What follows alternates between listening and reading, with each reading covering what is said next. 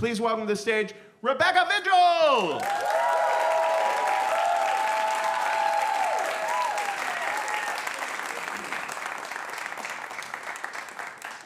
Yes, I normally work off of a script. Hello, I'm Rebecca. Just to get you started out, I went to 13 different schools in 3 states growing up.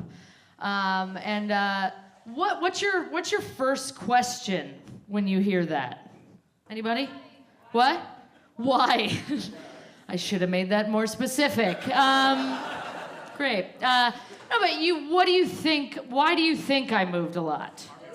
Army brat. Yeah, no, not at all that admirable. And that was often a question growing up. My parents were very young, very poor, and hated each other. Congratulations, sir. So they just it was either passing me back and forth. I'm 27, I have an 8-year-old. I don't want an 8-year-old anymore. Thank you. There happens to be another person obligated to this 8-year-old, so I'm going to send her to that other person. Or I would be with one parent, and, I didn't know the ins and outs because I was a kid, so it would be we have to go now. Mommy and Daddy can't afford this place anymore. I'm sure there was a lot more specifics to that, but I didn't care to know them. The 5th grade was the worst. I went to 3 schools in 5th grade. A 10-year-old girl, 3 different schools. And so I became excellent at wooing a crowd. You'll get there. Thank you. I became really good at making friends very quickly. But I also became very angry at my parents. I was smart, and I was the only one for a while. They had kids and started other families, but I became a very angry, depressed kid that was wondering, why did I have to ruin these 2 people's lives? That they constantly would tell me, look, I love you, but if I could do it again. It's funny. It's funny now. Yeah. So I'm 32, and I have already... I really appreciate that. You never go to a bar and hear that. I already have had huge swaths of time that I haven't spoken to my parents. And in this particular time that this story takes place, I had already not spoken to my mom from about 14 to 21. A lot of anger, and as I have already said. And so around the beginning of the year, when I was about to turn 21 in May, my mom and I started to pretty much long distance date on the phone.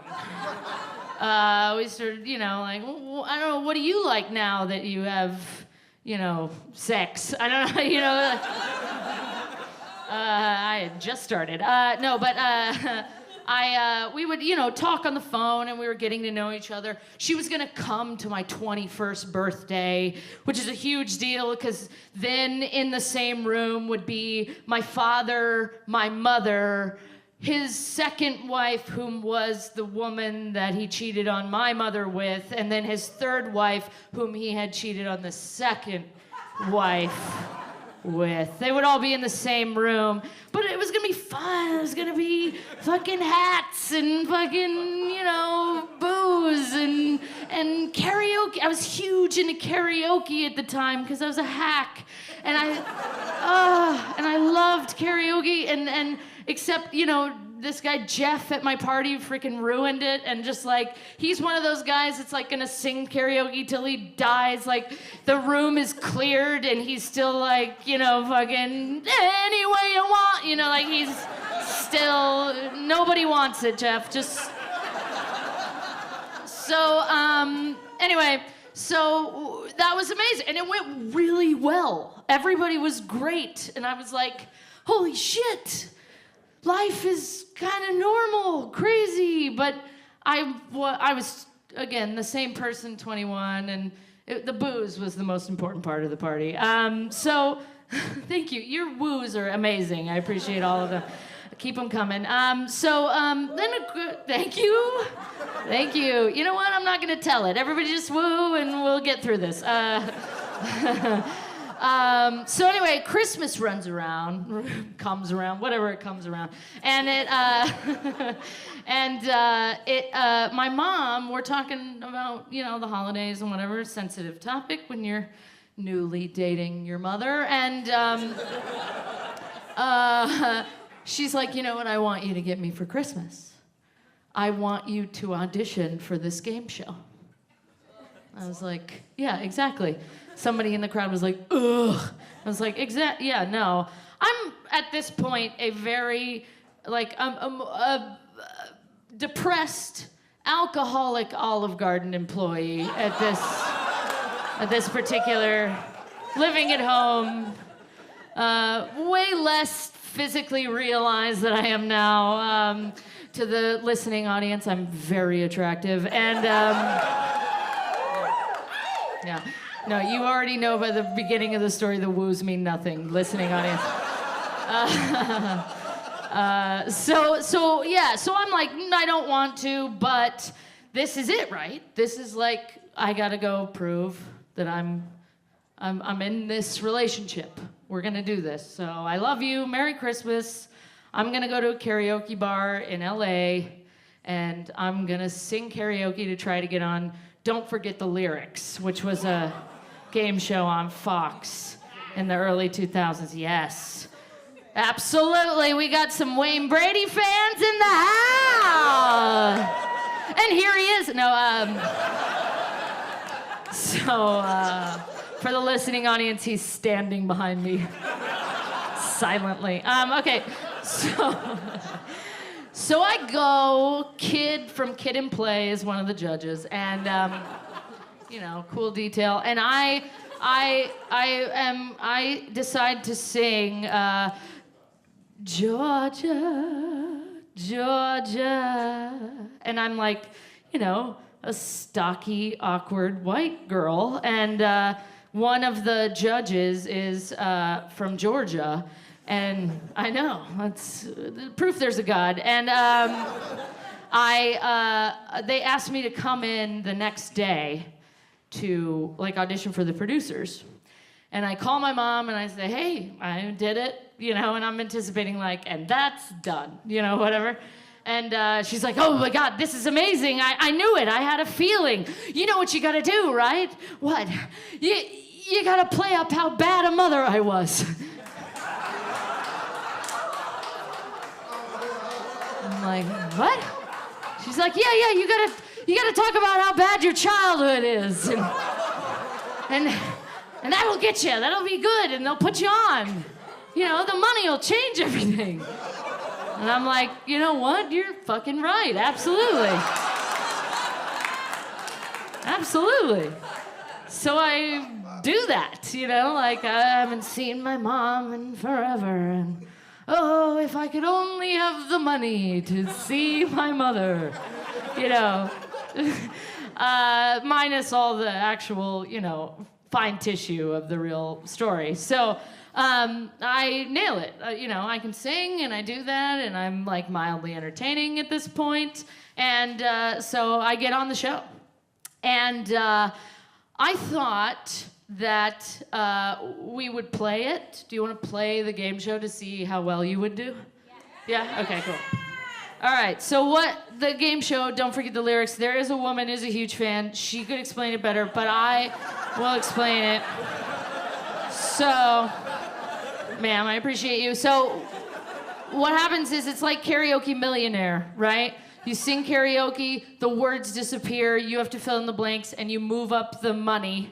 And if you get past $25,000, you keep 25, and it's up to $1 million. Cool? So what I'm gonna do is I'm gonna sing the song, and then you have to finish it.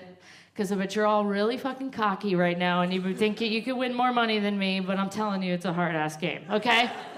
Okay, so first song, you ready? Your love is lifting me higher than I've ever been lifted before. Keep it up, feel my desire, and I'll be at your side. Forevermore. Excellent job, everybody. Forevermore. 7 of you would have gone on. You see how hard?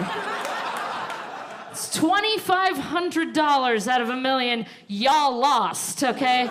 So I had to use the first lifeline. There are 3 lifelines. One is multiple choice. One is fill in the blanks, like they give you a couple words and then you finish it. And one is lifeline. You have to bring 2 people, okay? So I used the fill in the blanks and I got it right. All right, so I'm down. Thank you very much. 8 years ago. Thank you. I was excited then. Okay, so there we go. So I'm gonna skip and we're gonna go to the $10,000 question. All right. Here we go. What is the first lyric? That's so funny. I did forget the lyrics. Yeah.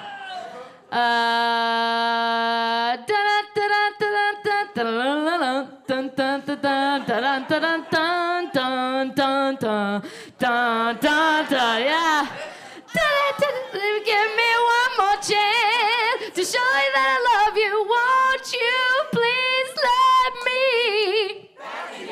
All right, excellent. I wanted to make the I forgot the lyrics joke, so thank you, I appreciate that. Yeah, so I nailed that, of course, because all of America can. And then we went on a $25,000 question. So backstage, the producers not only told me, oh my God, you're amazing, to like really lift my spirits, they just like, I've never seen eyes that beautiful. I've worked in Hollywood like 25 years, and I've never seen a waist like yours. Yeah, sure. They also said, I need you to rehearse an answer. When he asks, what are you going to do with the $25,000? You respond with, I haven't seen my mother in 7 years, and I would use the money to finally see her again. And I was backstage. I haven't seen my mother in 7 years, and I would use the money to see her again. They'd be putting makeup on. What are you gonna do with $28,000?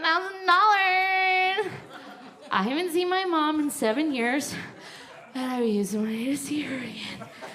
Right? So it's in my bones, okay? $25,000 question comes up. I want you to want me. I need you to need me. A little on the nose. I want you to want me. I'm begging you to beg me. Didn't I? Excellent job. And I fucking nailed it. And they, obviously put an easy one because out from backstage walks my mother and my sisters. On national television. Dun, dun, dun. Dun, motherfucking dun. Now, spoiler alert, you've already met my mother, right? She told me that was going to happen. I already knew they were gonna surprise me. She was like, you'll lose everything, but I have to tell you. Keep this secret for a month. Of which I didn't, but no one cares. But it was still, holy shit, my sisters in 7 years have boobs now. Crazy. And my mom has exploded to 300 pounds. Fuck, it was very bizarre and insane and very emotional, and it was all happening on television. And then she had to just sit behind me, and I had to keep going. So we went on to the $50,000 question. Who can it be knocking at my door? Go away. Don't come around here, no more blank faces. Okay. Can't you see that it's late at night? Anybody? It's not Toto.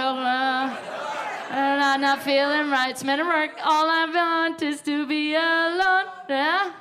Go away. Don't you invade my home. Best be smart and stay outside. Yeah. Yeah. Fox was like, you got your mother, get the fuck out. And I was like, okay. But I had lifelines, everyone. And I had brought 2 lifelines. I had brought my father, aforementioned, right? And then I had brought my father's second wife's new husband.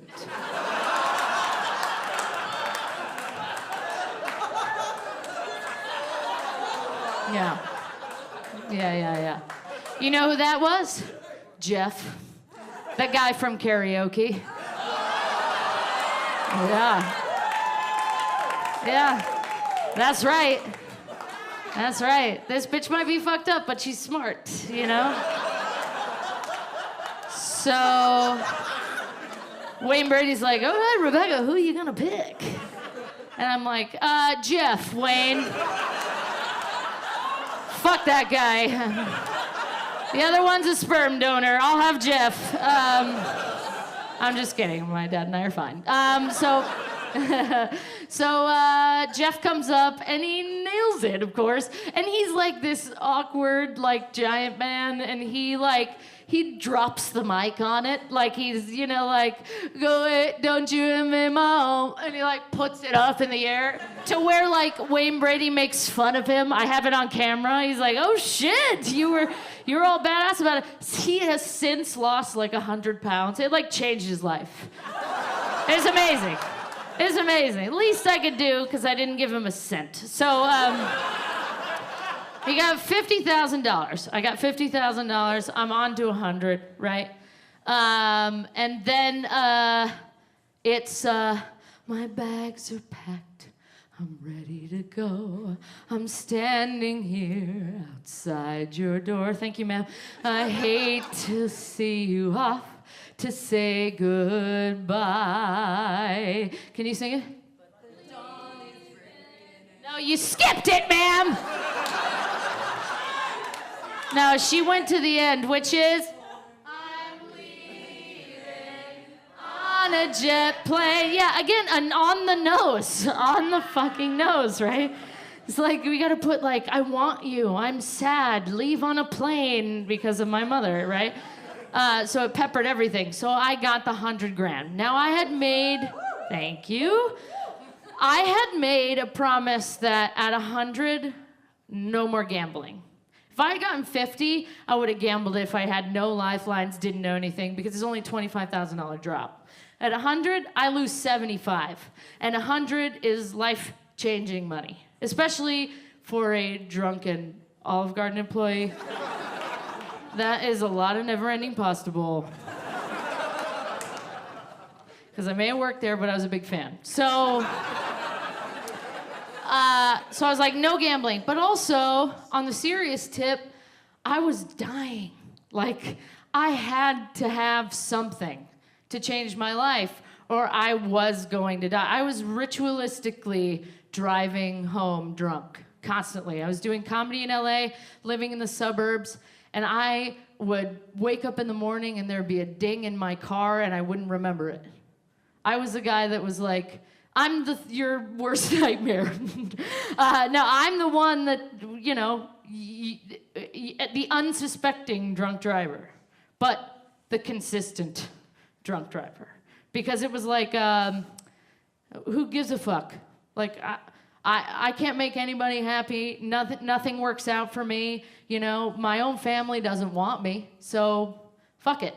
You know, and at 21, how it processes is, let's party, I gotta go home. So I wasn't gonna gamble, and I went on to the $200,000 question, and I picked rock anthems. And I'm thinking Queen, I'm thinking Journey, fucking anything but the song that I got. And the song that I got was The Boys Are Back in Town by Tin Lizzy. You didn't even know it was Tin. It's spelled thin, and it's tin. Because they're fucking idiots. This song sucks. And I hope they all die. No, I'm just kidding. You know what? Give me a drink. I'm gonna drive. No, I'm just kidding. So I'm like, fuck, in my head. I'm like, fuck, and smiling on the outside. And I do it, and I don't know it. I think I put the lyrics to Twist in the Night Away in it just to, like, be entertaining and show I like black music. And so I don't get it, and I have one lifeline left, and it's A, B, or C. And I get the choices, and I tell him, look, I can't gamble. I gotta go, because you can walk away. So I walk away, and he goes, okay, well, what would you have picked? And I would have picked the correct answer, and I would have got $200,000. So that life-changing money would have been doubled. Who knows who I would have been? Except a musical improviser. But, so I got it, right? And then, you know, greatest moment of my life thus far. And afterwards, I get to, like, have lunch with my mom and be like, huh? Huh? I love ya. Hey. All is forgotten, you know, whatever. And then, you know, she leaves, and I go back to my life, which is exactly the same. It's not like I go back $100,000 air and then we're done, goodbye. I go back a drunk, depressed Olive Garden employee. I go back to working at Olive Garden. I go back to being an idiot. I go back to all the normal stuff.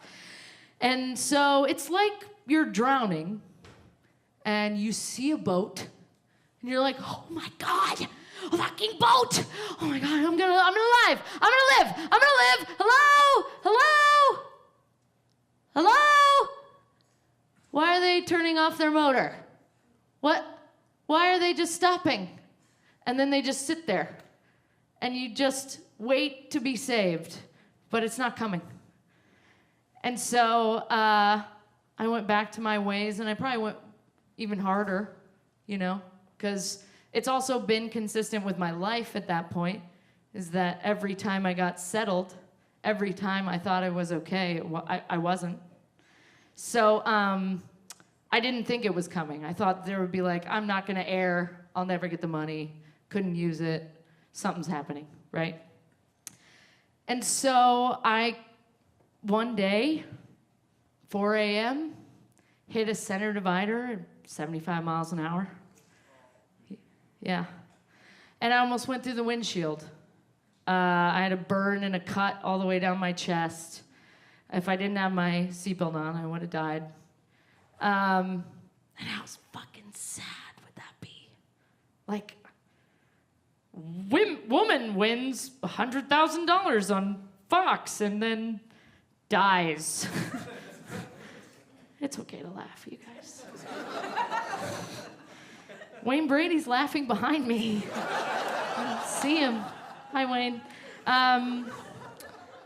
But you know, at that point, it was it's that adult moment where you go, oh, wait, my childhood problems have stopped here, and now I'm continuing these problems. My life has been really bad because of other idiots that didn't know what they were doing, but then I have just taken on the tradition of just fucking my own life up. And I could have lost everything. It would have been the saddest funeral ever next to, like, Prince's, you know what I mean? I would have been second to Prince. You know what I mean? It would have been everybody. What kind of stories are people gonna tell? I'm not going out on a high note, you know? So I got through that because I knew secretly that I had the money coming, and it meant so much more than it did before the accident. Like, I had won it for 6 months prior. I had been someone getting $100,000 inevitably 6 months prior. But then after I almost lost it on my own, it was just intensely more like, holy shit, I really do actually maybe have a chance. And so I got the money in February of '09, a year and a month after I won it. And I moved to New York 3 weeks later with like a duffel bag. Thank you. And yeah, give it up for duffel bags. Give it up for duffel bags. Incredible, ergonomic, practical.